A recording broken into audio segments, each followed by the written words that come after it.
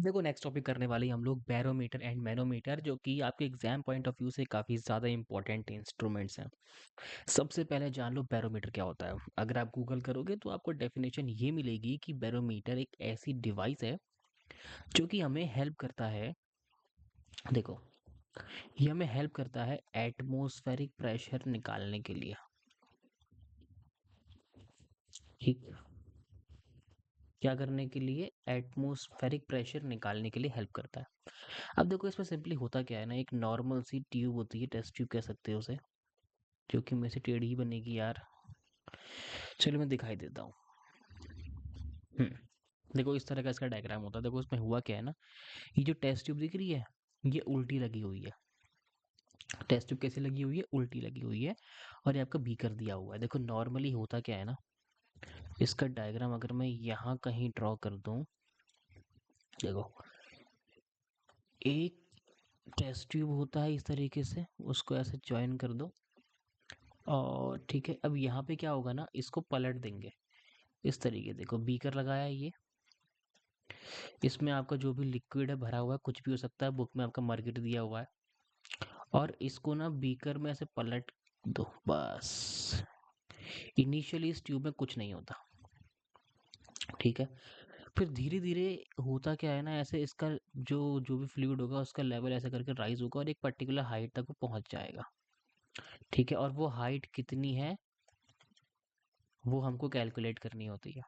ठीक है, नॉर्मली देखो इसका कॉन्सेप्ट कुछ नहीं है, बहुत सिंपल चीज़ है ये। इसमें होता क्या है ना, हमारा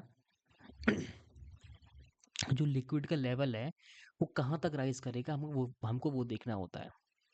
ठीक, तो देखो इसमें होगा क्या आपका, मान लो, दोबारा बनाना पड़ेगा। मान लो इस पॉइंट पे, किस पॉइंट पे कह रहा हूँ मैं, दोबारा बना लें एक डायग्राम। देखो बड़ा सा बनाता हूँ इस बार, अच्छे से आएगा समझ में। ये आपका फ्लूइड का लेवल है, ठीक। और यहाँ आपका ये टेस्ट ट्यूब है, ऐसे करके रखा हुआ है। इतनी बात क्लियर है? यहाँ थोड़ा सा गोल होगा ये। अब देखो होगा क्या ना, जैसे ही ये यहाँ तक राइज करेगा, ठीक है, यहाँ तक पूरा फ्लूइड भरा हुआ है। भरा क्यों, पहले वो बात समझो। इधर मैं मानता हूँ पॉइंट ए, इधर भी मानता हूँ पॉइंट बी, और देखो यहाँ पे ये दिख रहा है ये पॉइंट, इस पॉइंट को मानते हैं पॉइंट सी। इतनी बात क्लियर है?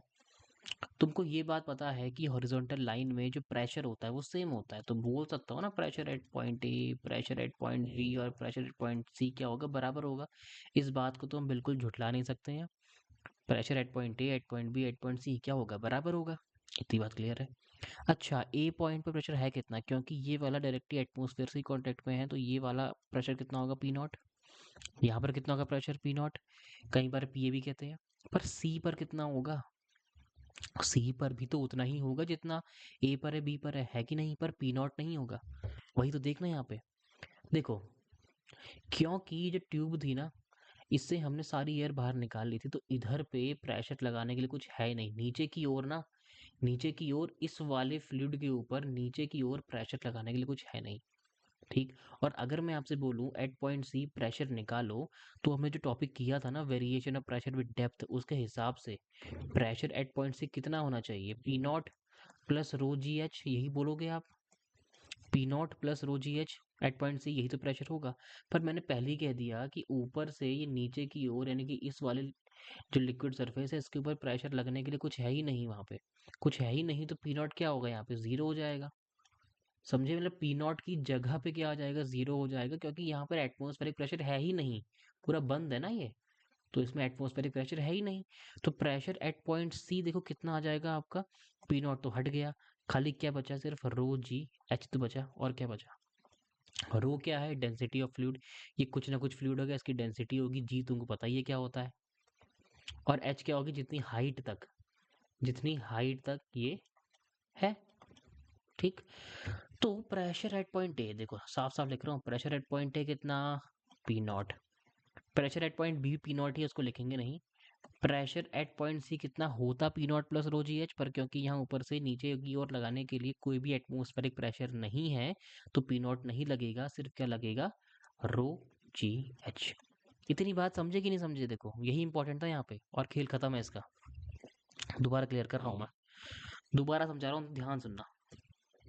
देखो ये आपका बीकर बनाया मैंने, जो कि टेढ़ा बन गया। अरे यार, ये आपका क्या बनाया, देखो बीकर बनाया, और ये आपका क्या है, लिक्विड सरफेस है। ठीक, यहाँ पे मैंने उल्टा टेस्ट ट्यूब रख दिया, इतनी बात क्लियर। और यहाँ पे इसको थोड़ा सा टेस्ट ट्यूब का शेप देना, थोड़ा गोल कर लेते हैं। मैंने बोला जैसे यहाँ टेस्ट ट्यूब रखा, धीरे धीरे करके लेवल जो लिक्विड का ये यहाँ तक पहुँच गया, मान लिया। फिर मैंने 3 पॉइंट बनाए, एक पॉइंट बनाया एट पॉइंट ए, एक पॉइंट बनाया एट पॉइंट बी, और एक बनाया एट पॉइंट सी। इतनी बात क्लियर है, अब कोई दिक्कत नहीं है। हमको ये पता है कि हॉरिजॉन्टल लाइन पर प्रेशर क्या होता है, बराबर होता है, तो pressure at point B at point A B C बराबर ही होगा। ए पॉइंट पर प्रेशर कितना है, हर कोई बड़े आराम से बोल सकता है पी नॉट। बी पॉइंट पर प्रेशर कितना है, हर कोई बड़े आराम से कह सकता है पी नॉट। ठीक, एटमॉस्फेरिक प्रेशर। सी पॉइंट पर कितना प्रेशर है ये पूछ रहा हूँ मैं। तो हमने जो टॉपिक किया था ना, variation of pressure with depth, उसके हिसाब से कोई भी पॉइंट एच हाइट नीचे है तो उसका जो प्रेशर होगा वो कितना होता है, हमने यही यही तो पढ़ा। देखो P equal to P naught plus rho ji H, यही तो हमने पढ़ा था। और ये क्योंकि सी पॉइंट है तो यहाँ प्रेशर एट पॉइंट सी लिख सकता हूँ। पर खुद बताओ मुझे, ये टेस्ट ट्यूब क्या है, बंद है। टेस्ट ट्यूब बंद है तो यहाँ पर एटमॉस्फेयर तो आने से रहा, तो एटमॉस्फेरिक प्रेशर कद्दू लगेगा यहाँ पे, नहीं लगेगा ना। यहाँ से नीचे लगने वाला कोई प्रेशर है ही नहीं। इस पॉइंट से यानी कि इधर एरिया से ये लिक्विड सरफेस है, इसके ऊपर कोई प्रेशर लगा ही नहीं रहा। तो ये क्यों लिखना है, जब यहाँ एटमॉस्फेरिक प्रेशर है ही नहीं तो मैं पी नॉट लिखूं क्यों यहाँ पे, सीधा लिखूंगा ना P C equal to rho ji H, है कि नहीं? अब तुम खुद देख लो, ए पे कितना प्रेशर है पी नॉट, बी पे कितना है पी नॉट, और सी पे कितना है रो जी एच। और हमने पढ़ रखा है कि अगर तीनों पॉइंट हॉरिजॉन्टल लाइन पे है, सेम लाइन पे है, तो उनका प्रेशर क्या हो जाएगा, बराबर हो जाएगा। तो pressure at point A at point B at point C बराबर है। बी पॉइंट की जरूरत हमको है नहीं, ए पॉइंट पकड़ते हैं, सी पॉइंट पकड़ते हैं। तो प्रेशर एट पॉइंट ए और प्रेशर एट पॉइंट सी क्या है, बराबर है। एट पॉइंट ए प्रेशर कितना है पी नॉट, और एट पॉइंट सी प्रेशर कितना है रो जी एच। तो कहानी खत्म हो गई, अब क्या ही बचा इसमें। और ये हमको निकालना था, P naught equal to rho ji H. अब इसका मतलब समझो, मतलब ये है कि कोई भी लिक्विड कितनी हाइट तक राइज करेगा ताकि वो एटमॉस्फेरिक प्रेशर जितना लेवल मैच कर सके, या फिर एटमॉस्फेरिक प्रेशर की जितनी वैल्यू होती है उसको मैच कर सके, तो लिक्विड को कितना हाइट तक राइज करना पड़ेगा, वही बताता है हमको क्या, बैरोमीटर। देखो यही वैल्यू जो मर्क्यूरी के लिए किया गया ना, यानी कि मर्क्यूरी के लिए निकाला गया, कैसे निकाला होगा, P naught equal to rho ji H रखा होगा फॉर्मूला। पी नॉट की वैल्यू हमको पता है कितना होता है, 1.01325 पास्कल हो गया, इंटू 10⁵ लगा के। रो क्या होता है, डेंसिटी ऑफ मर्क्यूरी, जो कि सबको पता होगा, जी रख दिया होगा 9.8, एच निकाल दिया होगा। कैसे निकाला होगा, H equal to pressure P naught upon rho g, इस फॉर्मूले से हमने हाइट निकाल दी होगी। और एक्सपेरिमेंटली जब ये चीज़ करी गई तो हमको हाइट कितनी मिली मर्क्यूरी की, 76 मिलीमीटर एच जी। ध्यान सुनना, कितनी मिली, 76 मिलीमीटर एच जी हमको क्या मिली है, इसकी हाइट मिली है। ठीक है, और इसी को अगर सेंटीमीटर में कर दूंगा, उल्टा कर दिया मैंने, सॉरी, ये 76 मिलीमीटर नहीं है, ये 76 क्या हो जाएगी, सेंटीमीटर हो जाएगी, और 760 मिलीमीटर हो जाएगी। ठीक है, मैं थोड़ा कंफ्यूज हो जाता हूँ कभी कभार मिलीमीटर सेंटीमीटर में। ठीक है, इतनी बात क्लियर, नहीं समझ में आया दोबारा सुनो, देखो दोबारा सुनो यहाँ पे। मैंने क्या बोला आपको अभी, मैंने ये बोला कि बैरोमीटर क्या है, एक डिवाइस है जो कि हमको ये बताता है कि किसी भी लिक्विड को कितनी हाइट तक राइज करना पड़ेगा ताकि वो एटमॉस्फेरिक प्रेशर जितनी वैल्यू को मैच कर सके। ठीक, फॉर्मूला क्या निकाला हमने, P naught equal to rho ji H, और हाइट अगर निकालनी है तो P naught upon rho G कर लेंगे। और जब यही वैल्यू हमने मर्क्यूरी के लिए कैलकुलेट करी, लिख देता हूँ, हाइट फॉर मर्क्यूरी तो कितना है देखो, पी नॉट तो रख दिया होगा, सबको पता है वैल्यू 1.01325 10 की पावर 5 पास्कल। रो डेंसिटी और जी क्या हो गया, 9.8 मीटर पर सेकंड स्क्वायर। तो ये सब वैल्यूज कैलकुलेट करके जो हमको हाइट मिली मर्क्यूरी की वो थी करीबन 76 centimetre H G, 76 centimetre H G. और मिलीमीटर में देखें तो कितनी होगी, 76 mm एच जी। तो हमको ना जो 180 एम हमने जो पढ़ा ना अभी, 180 M equal to 760 millimetre H G, जो शुरुआत में बताया था वो यहीं से आया था।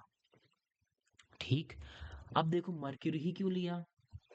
मर्क्यूरी के को लेने के पीछे का सिंपल रीजन ये था, अगर ये चीज मैं वाटर के साथ करता ना, ये चीज वाटर के साथ करता तो ये हाइट करीबन आती है आपकी 8000 मीटर, मतलब 8 किलोमीटर। अब 8 किलोमीटर लंबा टेस्ट ट्यूब कोई ला सकता है तो भैया ला दो, निकल जाएगा। तो ऐसा लिक्विड चुनना पड़ा जिसकी डेंसिटी बहुत ज्यादा हो, जिससे कि हाइट कम आ जाए। देखो फॉर्मूला क्या बन रहा है, H equal to P naught upon rho g. तो अगर डेंसिटी बढ़ी होगी, यानी कि डेंसिटी अगर मैं ज्यादा लूंगा तो हाइट ऑब्वियसली कम आएगी ना। तो हमने डेंसेस्ट लिक्विड ले लिया। मर्क्यूरी क्या है, लिक्विड होता है रूम टेम्परेचर पे। तो क्या लिया हमने, मर्क्यूरी इस्तेमाल कर लिया। उसकी डेंसिटी भी हाई है, जी का वैल्यू तो फिक्स है, पी नॉट का वैल्यू फिक्स है। गेम चेंजर क्या है, डेंसिटी। अब उसकी डेंसिटी हाई थी इसीलिए उसकी हाइट थोड़ी कम आई, 76 सेंटीमीटर या फिर 760 में ही काम बन गया हमारा।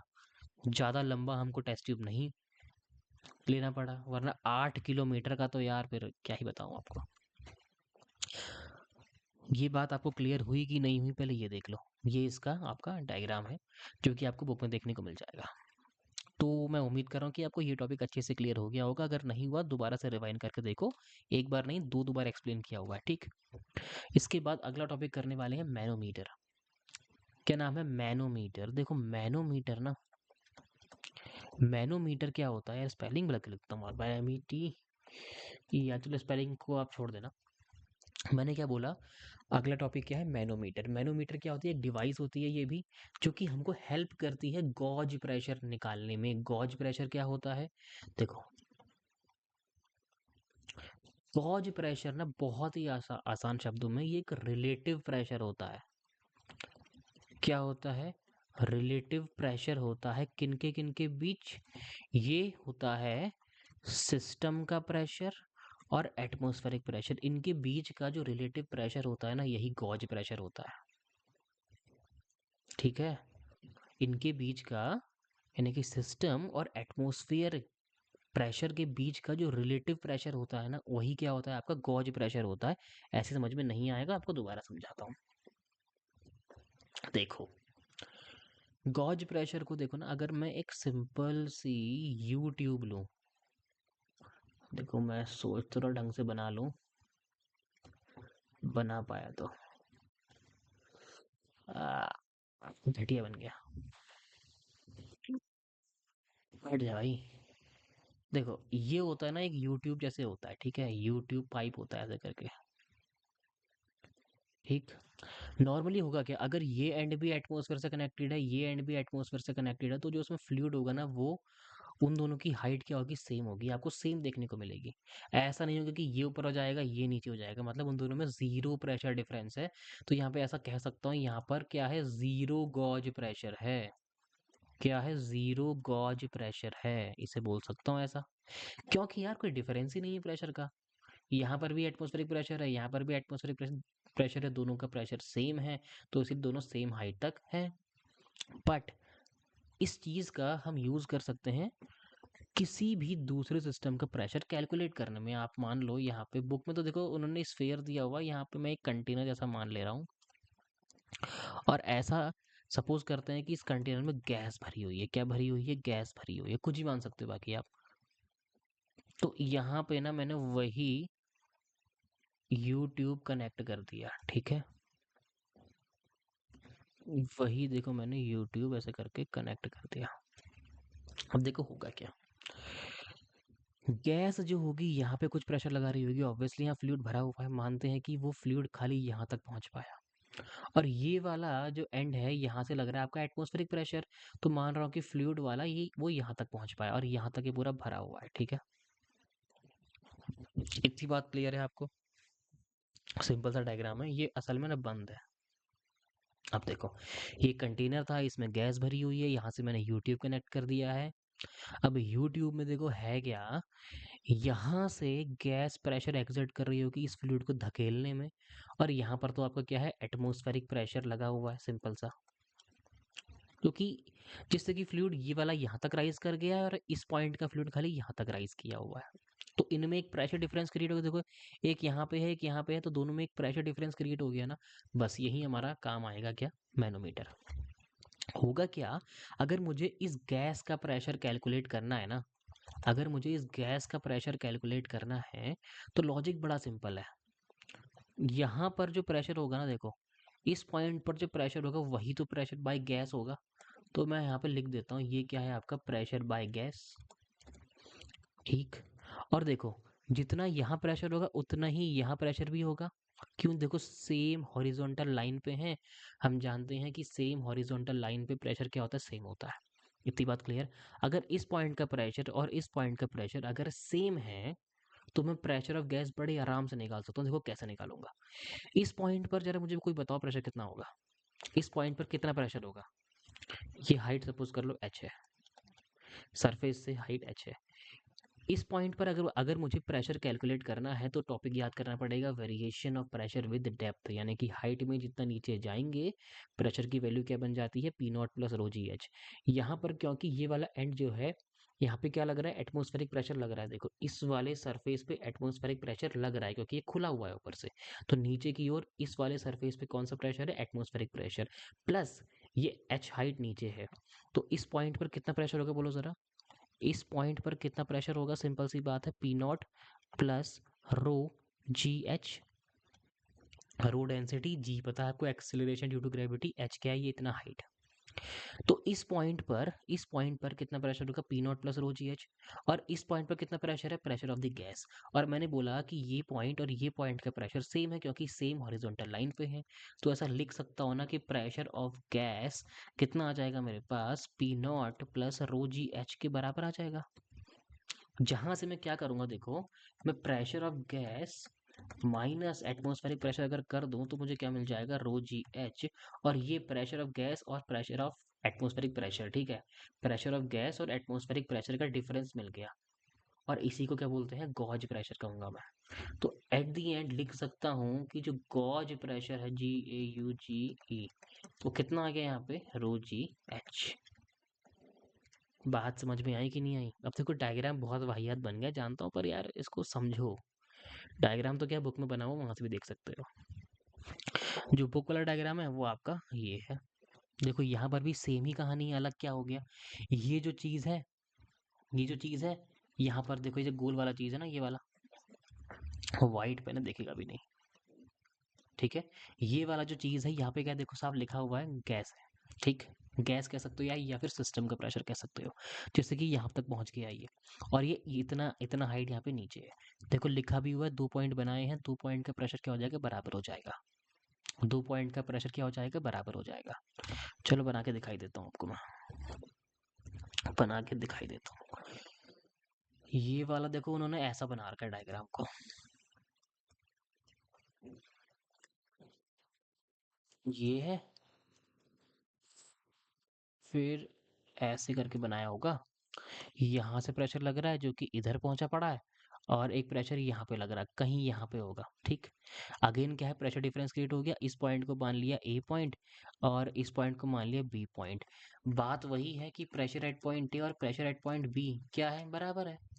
अब ए पॉइंट का प्रेशर बी पॉइंट की प्रेशर से बराबर है, तो ए पॉइंट पर प्रेशर कितना है, जितना ये सिस्टम का होगा, इसे सिस्टम का प्रेशर बोल सकता हूँ।